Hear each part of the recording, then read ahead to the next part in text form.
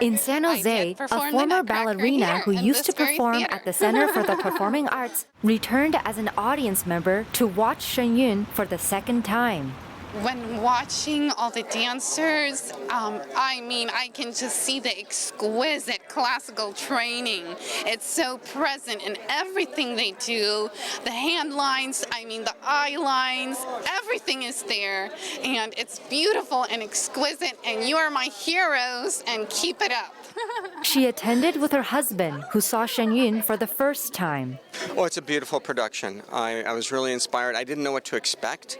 I was really impressed with the beauty, the color, the choreography, the storyline that it's telling, and the fact that it really touches the heart and soul, really, of every human being on the planet.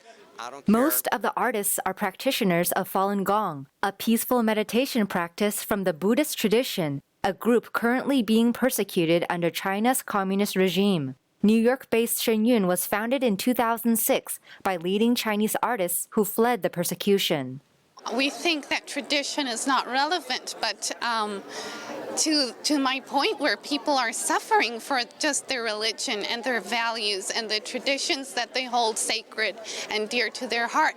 And we can all learn from these artists because they are, in spite of death, persecution, and all these things that come to them and their families, they have courage in their heart to stand for what they believe in, and we all need some of that. I don't care what your religion or what your faith is. It speaks to freedom and liberty and truth and beauty. What they talked about, compassion, some of the words that they used, and they talked about the Creator a lot, and the fact that the real evil, one of the evils that is perpetrated upon our society is atheism and evolution. Much of China's traditional culture is divinely inspired, one of living in harmony with heaven and earth. The couple feels it's important to remember cultural traditions. If we forget all the things that are sacred to us, what are we living for?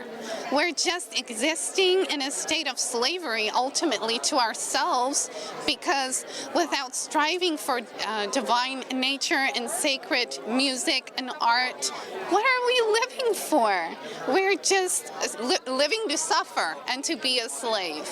It's a huge eye-opener because they speak the truth here, and it's another viewpoint. You have to be open-minded. You have to compare all the information that's out there. You can't listen to just any one source anymore. A lot of people have a very narrow field of news, a very narrow field of influencers, and that tends to breed blindness.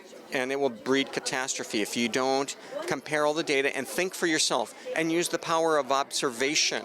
It's beautiful. It's so beautiful. I feel the spirit behind the performance, and it touches my heart. It makes me feel pangs of jealousy. I wish it was me. But yes, I still draw a lot from the beauty that they give us. Shen Yun performs at San Francisco's War Memorial Opera House next. NTD News, San Jose, California.